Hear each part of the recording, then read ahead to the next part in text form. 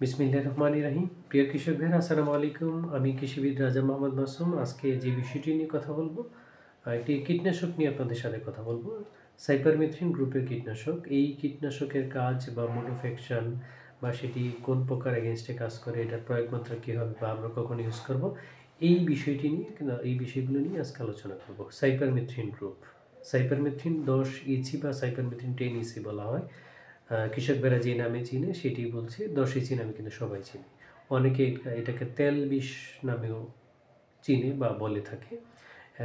Cypermethrin 10 EC ইমালসিফায়েবল concentrate, এই জন্য এটাকে তেল বিষ নামে অনেকে চিনে। তো এই সাইপারমেথ্রিন 10 ইসি এটা খুবই ব্যাপক হারে পুরো ওয়ার্ল্ড ওয়াইড কিন্তু ব্যবহৃত হয় সাইপারমেথ্রিন গ্রুপের এই কীটনাশক। তো এই সাইপারমেথ্রিন কীটনাশক যেটা আমরা বললাম ইনসেকটিসাইড, সেটা মূলত সিনথেটিক পাইরিথ্রয়েড কীটনাশক। মানে হচ্ছে এই সিনথেটিক পাইরিথ্রয়েড, অর্থাৎ পাইরিথ্রয়েড একটি উপাদান যেটি হচ্ছে সূর্যমুখী এবং ডালিয়া ফুলের পাপড়ি এবং বীজ থেকে এই উপাদানগুলো কালেক্ট করা হয় এবং সেগুলো কেমিক্যালি মডিফাই করে কিন্তু সাইপারমেথ্রিন কেমিক্যালটা বা যে ইনসেকটিসাইড বা কীটনাশকটা তৈরি করা হয়।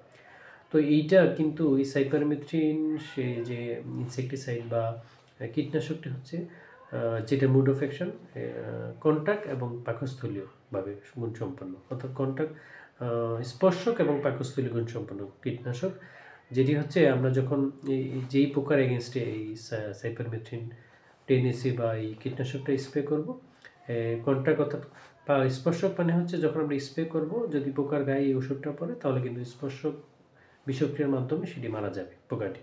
এবং পাকস্থলীয়তা আমরা যে গাছে বা অ্যাপ্লাই করব, এটা দিব সে গাছে বা যে ফসলে দিব, সেখানে যে সেই অংশ যদি কোনো পোকা খায়, তখন এটা পোকার পাকস্থলীকে বিষক্রিয়া করে কিন্তু পোকাটি মারা যাবে।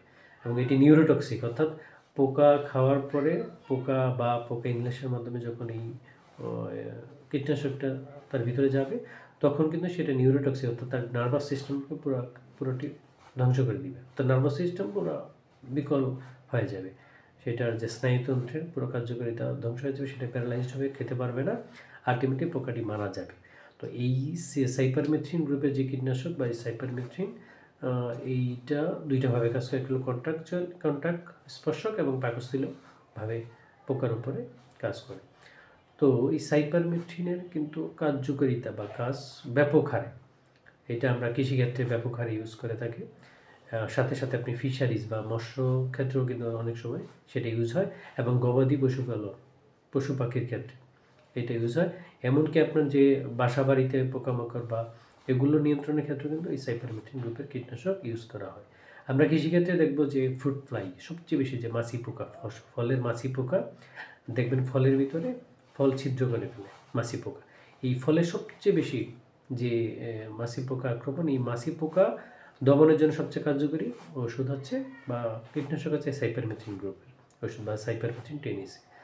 এটা অ্যাপ্লিকেশন করলে কিন্তু আপনি এই মাছি পোকা থেকে মুক্ত পাবেন। সাথে সাথে আপনি জাপ পোকা, যে বেগুনে জাপ পোকা বা বেগুনে ডগা ফল ছিদ্রকারী পোকা প্লাস হলো এই যে শোষক পোকা জাতীয় যত ধরনের পোকা আছে, সব পোকা নিয়ন্ত্রণের জন্য কিন্তু এই সাইপারমেথ্রিন 10 ইসি বা সাইপারমেথ্রিন গ্রুপের কীটনাশক খুবই কার্যকরী।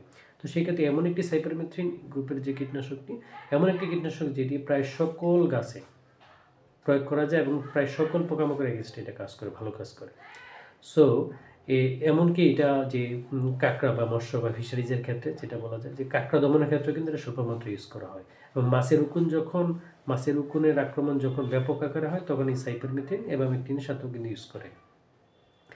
আবার অনেক সময় দেখা গেছে যে এই যে গৃহস্থলী যে পশু পাখি, সেগুলোর ক্ষেত্রে হাঁস মুরগি, সেগুলোর ক্ষেত্রে যে পরজীবী যে আক্রমণ, সেগুলো দমনের জন্য কিন্তু এই সাইপারমেথ্রিন গ্রুপের ওষুধ কীটনাশক ইউজ করা হয়।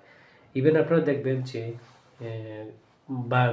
বসত বাড়িতে যে তেলাপোকা বা আরশোলা যেটা বলা হয়, উই পোকা, পিঁপড়া, এগুলোর ক্ষেত্রে কিন্তু এই ফর্মুলেশন, সেটা WP wettable powder formulation cypermethrin পাওয়া যায়, সেগুলো ইউজ করা হয়। অর্থাৎ সাইপারমেথ্রিনের যে ইউজটা সেটা কিন্তু ব্যাপক।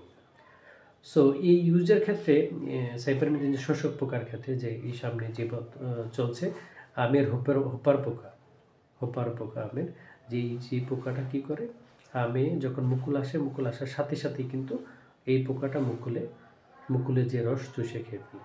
তখন কি মুকুলটা শুকিয়ে যায়, শুকিয়ে গেলে মুকুলটা ঝরে পড়ে যায় মুকুলগুলো, এই ক্ষেত্রে থেকে কিন্তু আর পরবর্তীতে আম হচ্ছে না। সো এই আমের হোপর পোকা দমনের জন্য খুবই গুরুত্বপূর্ণ কার্যকরী ওষুধ হচ্ছে এই সাইপারমেথ্রিন গ্রুপের সাইপারমেথ্রিন টেনিসি। এটাকে যদি আমরা স্প্রে করে দিই তাহলে কিন্তু এই পোকা থেকে আমের যে হোপার পোকা থেকে কিন্তু আম গাছকে মুক্ত করা যাবে। সো এই সাইপারমেথ্রিনের যে ব্যবহারটা সেটা কিন্তু অনেক ব্যাপক এবং প্রায় সকল পোকার এগেনস্টে এটা কাজ করে, বিশেষ করে শোষক পোকা এবং আপনার ছিদ্রকারী পোকা বা পুড়ে খাওয়া পোকা এগুলোর এগেনস্টে কিন্তু কাজ করে। এমনকি মশার যে লার্ভিসাইড, সাইপারমেথ্রিন কিন্তু লার্ভিসাইড হিসেবেও কাজ করে। মশা মাছি যে লার্ভা আছে, লার্ভা থাকে, এগুলোর এগেনস্টে এগুলোর মধ্যে যদি আমরা স্প্রে করে দিই সাইপারমেথ্রিন তাহলে কিন্তু লার্ভাগুলো মারা যাবে। সো এটার ইউজটা কিন্তু ব্যাপক। সো এই ক্ষেত্রে এই ইউজ ব্যাপক, যেমন এটার কিছু অপকারিতাও আছে। অপকারিতা হচ্ছে এই সাইপারমেথ্রিন ইউজের ফলে উপকারী অপকারী সব পোকাই কিন্তু মারা যায়, এবং এটা বেশি ইউজ করলে পোকার ভিতরে একটা সহ্য ক্ষমতা বা এটা কিন্তু দ্রুত চলে আসে পোকার এগেনস্টে। সো এটা আমরা পরিমিত মাত্রা ইউজ করবো এবং যে সঠিক মাত্রা যেটা সেই অনুযায়ী ইউজ করবো। সঠিক মাত্রাতে ফ্রুট ফ্লাই জাপ পোকা বা ডগা ফলসিদ্ধকারী পোকার ক্ষেত্রে কিন্তু আমরা প্রতি লিটার প্রতি 1 ml নিয়ে স্প্রে করতে পারি, এবং এইভাবে যদি আমরা অ্যাপ্লাই করি আশা করি এইসব পোকা বা কীটনাশক যে জন্য আমরা ইউজ করবো সেগুলো কার্যকরী হবে। তো আশা করি আপনারা উপকৃত হবেন। ভবিষ্যতে অন্য একটি গ্রুপের কীটনাশক বা ছত্রাকনাশক বিষয়ে আমরা আলোচনা করবো। আশা করি আপনারা উপকৃত হবেন। ধন্যবাদ সবাইকে। আসসালামু আলাইকুম।